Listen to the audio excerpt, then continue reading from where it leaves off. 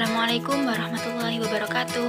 Perkenalkan, kami dari kelompok 6 pembelajaran tematik akan membahas mengenai menyusun jaring tema dan pengembangan silabus pembelajaran tematik.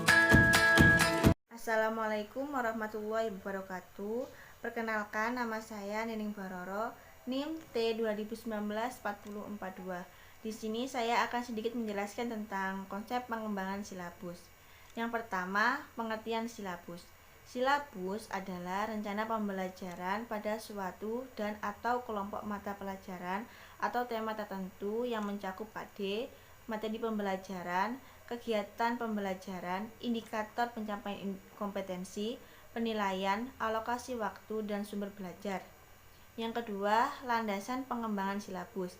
Ada dua, yakni pertama, Peraturan Pemerintah Republik Indonesia Nomor 19 Tahun 2005 tentang Standar Nasional Pendidikan Pasal 17 Ayat 2. Yang kedua, Peraturan Pemerintah Republik Indonesia Nomor 19 Tahun 2005 tentang Standar Nasional Pendidikan Pasal 20. Pembahasan yang ketiga yakni pengembangan silabus. Pengembangan silabus dilakukan oleh kelompok guru mata pelajar sejenis pada satu sekolah atau berbeda sekolah pada kelompok musyawarah guru pelajaran. Yang keempat, pengembangan silabus pembelajaran tematik. Pengembangan silabus dalam pembelajaran tematik merupakan salah satu tahapan dalam pengembangan kurikulum yang bermanfaat sebagai pedoman dalam penyusunan satuan pembelajaran tematik. Di sini saya akan menjelaskan tentang prinsip-prinsip pengembangan silabus. Yang pertama yaitu terkait dengan ilmiah. Keseluruhan materi dan kegiatan yang menjadi muatan dalam silabus harus benar dan dapat dipertanggungjawabkan secara keilmuan. Sehingga untuk mencapai kebenaran ilmiah tersebut, dalam penyusunan silabus selayaknya dilibatkan para pakar bidang keilmuan masing-masing mata pelajaran. Yang kedua ada relevan. Cakupan, kedalaman, tingkatan kesukaran, dan urutan penyajian materi dan silabus sesuai dengan tingkat perkembangan fisik, intelektual, sosial, emosional, dan spiritual peserta didik. Yang ketiga ada sistematis. Komponen-komponen silabus saling berhubungan secara fungsional dalam mencapai kompetensi dasar yang telah ditetapkan. Yang keempat ada konsisten.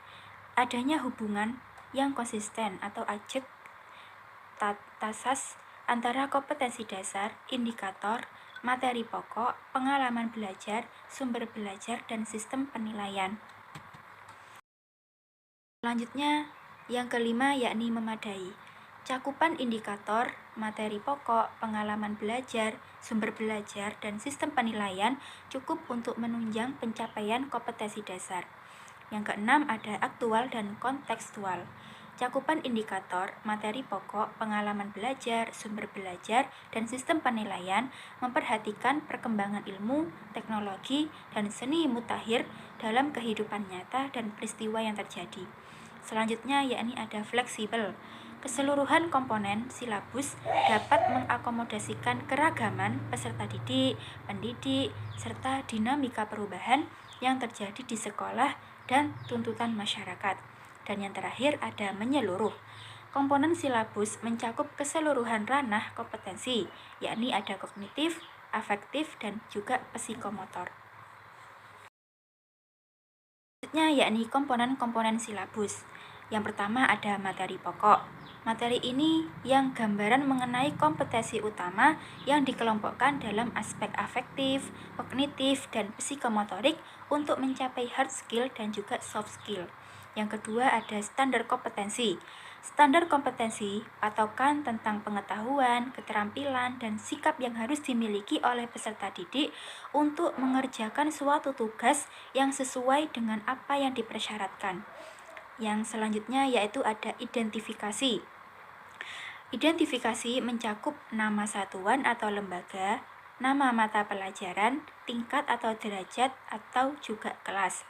Selanjutnya ada kompetensi dasar, yakni kompetensi yang terdiri atas sikap, pengetahuan, dan keterampilan yang bersumber dari kompetensi inti yang harus dikuasai peserta didik.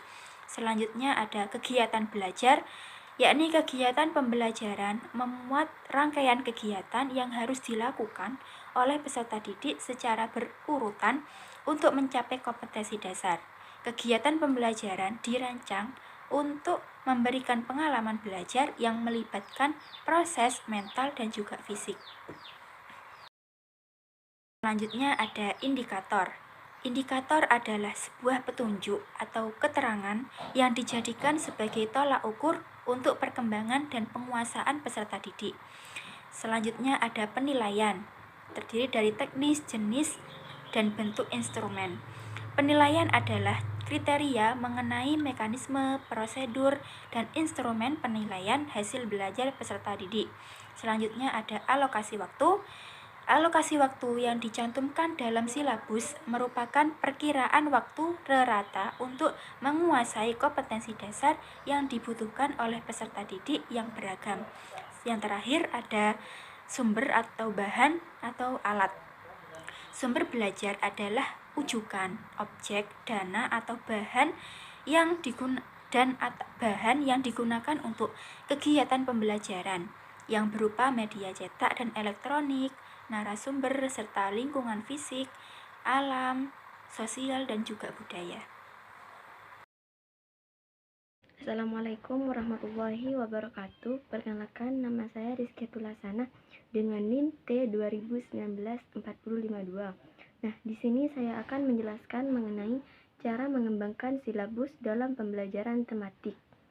Silabus tematik di SD dikembangkan menggunakan model jaring laba-laba. Pembelajaran terpadu model jaring laba-laba dikembangkan dengan menggabungkan beberapa mata pelajaran yang diikat dalam satu tema.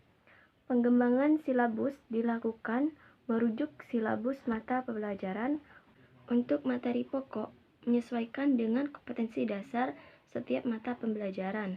Sedangkan pembelajaran merupakan gabungan pembelajaran untuk satu tema atau subtema untuk seluruh kompetensi dasar dari muatan mata pembelajaran yang diikat dalam satu tema atau subtema tersebut. Nah, berikut ada contoh penyusunan jaring tema pembelajaran tematik kelas 2 semester 1. Nah, di sini untuk temanya yaitu tugasku sehari-hari, sedangkan untuk mata pembelajarannya di sini dibagi menjadi 3 bagian, yaitu bahasa Indonesia, matematika, dan PPKN. Nah, untuk bahasa Indonesia, kompetensi dasarnya yaitu menyimpulkan isi teks pendek 10-15 kalimat yang dibaca dengan membaca lancar.